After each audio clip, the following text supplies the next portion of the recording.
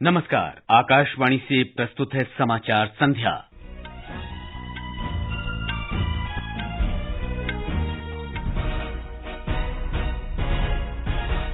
कर्नाटक में कांग्रेस विधायक दल का नेता चुनने के लिए बेंगलुरु में बैठक जारी। भारतीय पुलिस सेवा के अधिकारी प्रवीण सूद को केंद्रीय अन्वेषण ब्यूरो का अगला निदेशक नियुक्त किया गया। भारतीय स्कूल सर्टिफिकेट परीक्षा परिषद की 10वीं और 12वीं कक्षाओं के परीक्षा परिणाम घोषित। 12वीं में 97 और 10वीं में 99% विद्यार्थी उत्तीर्ण। चक्रवात मोखा के प्रभाव से म्यांमार के पश्चिमी तट पर भारी तबाही। तुर्की में राष्ट्रपति और संसद के चुनाव और थाईलैंड में आम चुनाव की मतगणना जारी। और जयपुर में आईपीएल में रॉयल चैलेंजर्स बेंगलोर के हाथों राजस्थान रॉयल्स की टूर्नामेंट के इतिहास में सबसे बड़ी हार।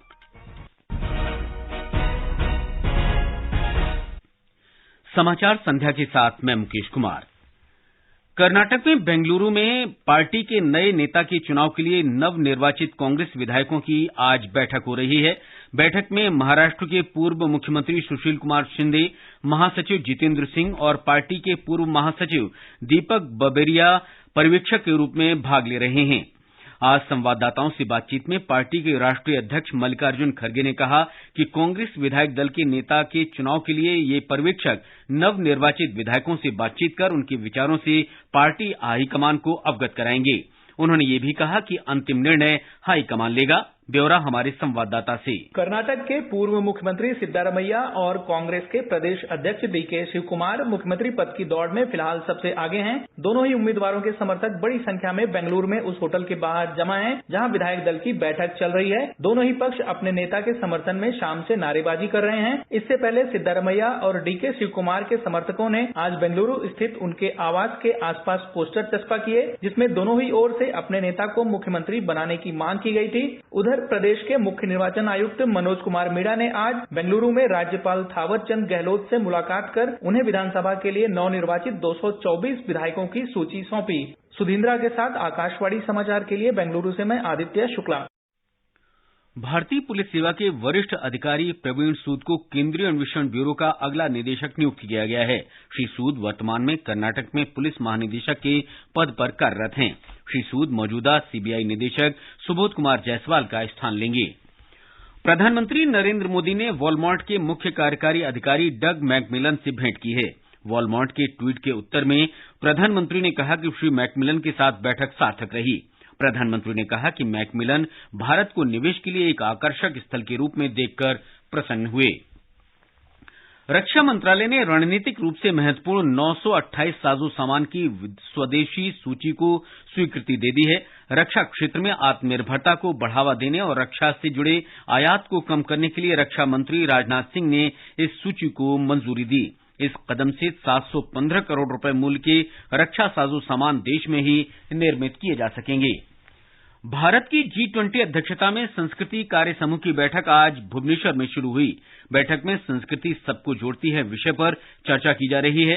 इस बैठक का उद्देश्य विभिन्न संस्कृति और सामुदायिक शांतिपूर्ण सह अस्तित्व के बारे में भारतीय विचारधारा के बारे में जानकारी देना है।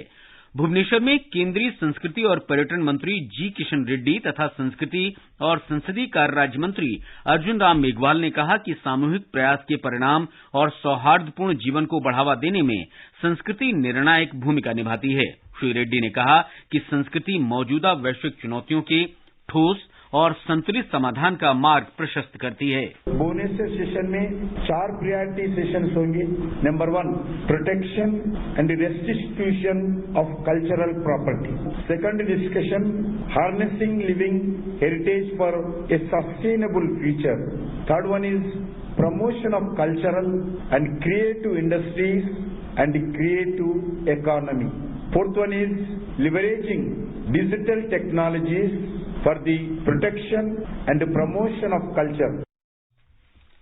इस अवसर पर ओडिशा के पद्मश्री चित्रकार सुदर्शन पटनायक ने संस्कृति सबको जोड़ती है विषय पर पूरी तट पर रेत की कलाकृति बनाई। भारत की G20 अध्यक्षता के अंतर्गत तीसरे ऊर्जा परिवर्तन कार्य समूह की बैठक कल से मुंबई में शुरू हो रही है। इस 3 दिवसीय बैठक में G20 संगठन के सदस्य देशों के 100 से अधिक प्रतिनिधि शामिल होंगे। इसमें विशेष रूप से आमंत्रित देशों और अंतर्राष्ट्रीय ऊर्जा एजेंसी, विश्व बैंक तथा भारतीय विश्व ऊर्जा परिषद जैसे अंतर्राष्ट्रीय संगठनों के प्रतिनिधि मंडल भी भाग लेंगे। बैठक में प्रौद्योगिकी, अंतर ऊर्जा परिवर्तन और भविष्य की ईंधन के लिए किफायती वित्तीय सहायता जैसे मुद्दों पर विचार के माध्यम से ऊर्जा परिवर्तन सहित 6 प्राथमिकता वाले क्षेत्रों पर अधिक ध्यान दिया जाएगा। कश्मीर घाटी में आयोजित होने वाली G20 पर्यटन कार्यदल की आगामी बैठक से पहले जम्मू कश्मीर के मुख्य सचिव डॉक्टर अरुण कुमार मेहता ने कल अधिकारियों से कहा कि इस अंतर्राष्ट्रीय कार्यक्रम की सफलता के लिए सबको मिलकर काम करना होगा। उन्होंने सभी से जिम्मेदारी को ठीक से पूरा करने की अपील की। ये समाचार हमारी वेबसाइट newsonair.com/hindi और हमारे mobile app news on AIR पर भी उपलब्ध हैं। सबके लिए सामाजिक सुरक्षा, अटल पेंशन योजना, मोदी जी का संकल्प। योजना उन नौजवानों के लिए है ताकि आप जब 60 साल के होंगे आपको कभी किसी के सहारे की जरूरत न पड़े, आप अपना बुढ़ापा भी गौरव के साथ बिता सको। अब तक इस योजना से 5 करोड़ 20 लाख से अधिक लाभार्थी जुड़ चुके हैं। अगर आप भी 18 से 40 साल की उम्र के हैं तो मासिक अटल पेंशन सहित योजना के 3 गारंटीड फायदों की जानकारी के लिए अपनी बैंक शाखा से संपर्क करें। समाचार संध्या में आपका फिर स्वागत है। भारतीय स्कूल सर्टिफिकेट परीक्षाओं की परिषद CISCE के इस वर्ष 10वीं और 12वीं कक्षाओं के परीक्षा परिणाम आज घोषित कर दिए गए। 10वीं कक्षा की परीक्षा में 98.94% विद्यार्थी सफल हुए हैं, जबकि 12वीं में 96.93% विद्यार्थी उत्तीर्ण हुए। दोनों परीक्षाओं में लड़कियों ने एक बार फिर लड़कों से बेहतर प्रदर्शन किया। 10वीं कक्षा में 99.21% लड़कियां उत्तीर्ण हुई, जबकि 98.71% लड़के सफल हुए। 12वीं कक्षा में 98.01% लड़कियां सफल रहीं। इसी परीक्षा में 95.96% छात्र उत्तीर्ण हुए। CISCE ने कहा है कि परीक्षार्थी और संबंधित लोग वेबसाइट CISCE.org और results.CISCE.org पर परिणाम देख सकते हैं।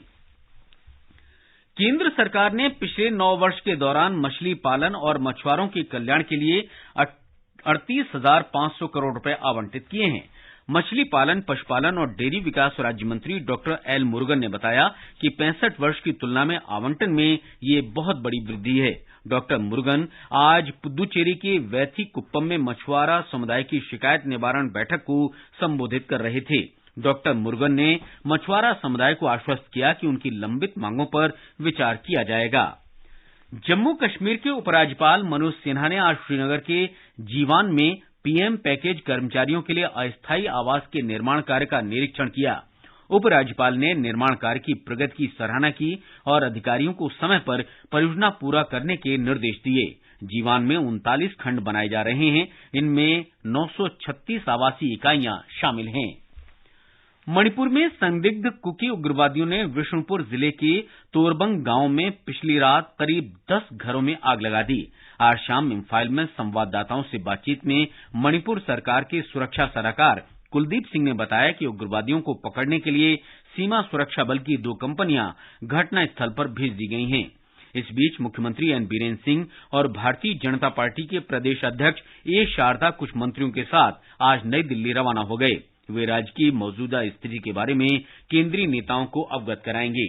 इस बीच राज्य के अनेक जिलों में लगे कर्फ्यू में कुछ घंटों के लिए ढील दी गई है, जिसमें लोगों ने अपनी जरूरत की वस्तुओं की खरीदारी की। ये समाचार आकाशवाणी से प्रसारित किए जा रहे हैं। ताजा समाचार जानने के लिए आप हमारे Twitter handle @AIR News Hindi को फॉलो कर सकते हैं। ये आकाशवाणी है। म्यांमार में चक्रवाती तूफान मोखा के कारण सितवे के निकट पश्चिमी तटवर्ती क्षेत्र में टेलीकॉम टावर के गिर जाने से रखाइन प्रांत में संचार सेवाएं बाधित हो गई हैं। परिणाम स्वरूप सितवे, क्याकताऊ, मांगदाऊ, मिनबिया और उत्तरी रखाइन के अन्य क्षेत्रों में मोबाइल संपर्क समाप्त हो गया है। भारी वर्षा के कारण अनेक जगहों पर भवनों और पेड़ों को नुकसान हुआ है।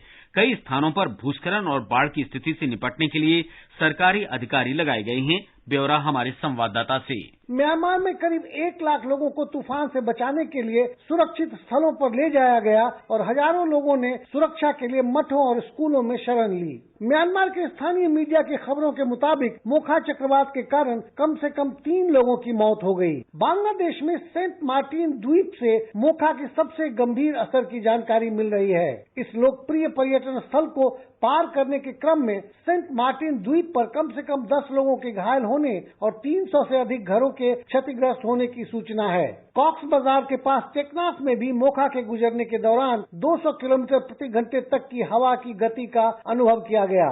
राजेश झा, आकाशवाणी समाचार, ढाका। मौसम विभाग के अनुसार अगले 24 घंटों के दौरान रखाइन के तटवर्ती क्षेत्रों में प्रति घंटे 120 मील की रफ्तार से हवाएं चलने की आशंका है।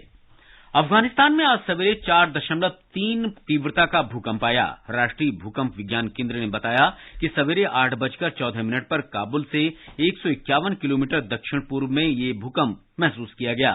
भूकंप का केंद्र 60 किलोमीटर गहराई में था। भूकंप से किसी जानमाल के नुकसान की सूचना नहीं है। तुर्की में राष्ट्रपति पद और संसद के चुनाव की मतगणना चल रही है। देश में आज मतदान हुआ था। राष्ट्रपति रिसेप तैयब एर्दोआन को 2 दशक तक शासन करने के बाद अपने मुख्य प्रतिद्वंदी केमल किलिचदारोग्लू से चुनौती मिल रही है। श्री किलिचदारोग्लू 6 विपक्षी दलों के गठबंधन का नेतृत्व कर रहे हैं। पूर्व नौकरशाह 74 वर्षीय श्री किलिचदारोग्लू के तुर्की की चरमराती अर्थव्यवस्था को संभालने और लोकतांत्रिक संस्थाओं को बहाल करने का वादा किया है। थाईलैंड में आम चुनाव के लिए मतों की गिनती जारी है। पहला गैर सरकारी परिणाम आज रात आने की आशा है। वर्ष 2014 में सैन्य तख्ता पलट का नेतृत्व करने वाले जनरल और प्रधानमंत्री प्रयुत चान ओखा अगले कार्यकाल के चुनाव मैदान में हैं। थाईलैंड की राष्ट्रीय सभा की जन प्रतिनिधि सभा के 500 सदस्यों का चुनाव करने के लिए 5 करोड़ 20 लाख लोग मतदान कर रहे हैं। स्वास्थ्य और परिवार कल्याण मंत्री डॉक्टर मनसुख मांडविया ने विशेष रूप से निम्न और मध्यम आय वाले देशों के बीच डिजिटल विभाजन समाप्त करने के लिए एक सक्षम ढांचे पर ध्यान देने की आवश्यकता पर बल दिया है।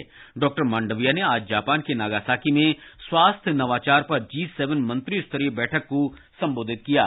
प्रधानमंत्री नरेंद्र मोदी ने आज नई दिल्ली में राष्ट्रीय आधुनिक कला दीर्घा में जनशक्ति कला प्रदर्शनी का अवलोकन किया। इस प्रदर्शनी में मन की बात की कड़ियों पर आधारित कलाकृतियों को प्रदर्शित किया गया है।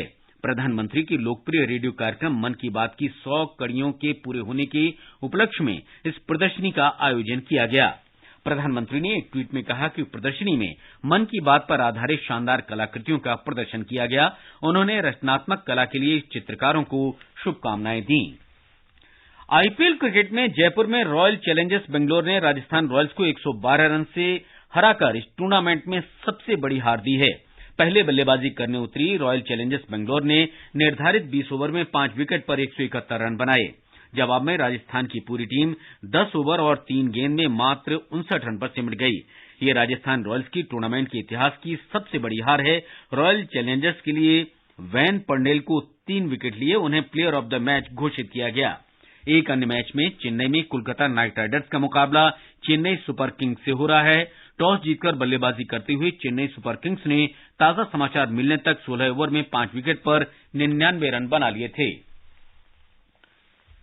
सूचना और प्रसारण राज्य मंत्री डॉक्टर एल मुरुगन कांस अंतर्राष्ट्रीय फिल्म महोत्सव में भारतीय प्रतिनिधि मंडल का नेतृत्व करेंगे। उनके साथ प्रसिद्ध फिल्म एलिफेंट विस्परर्स के निर्माता गुनीत मोंगा, अभिनेत्री मानुषी छिल्लर, ईशा गुप्ता और मणिपुरी अभिनेता कांगाबाम तोम्बा भी रहेंगे।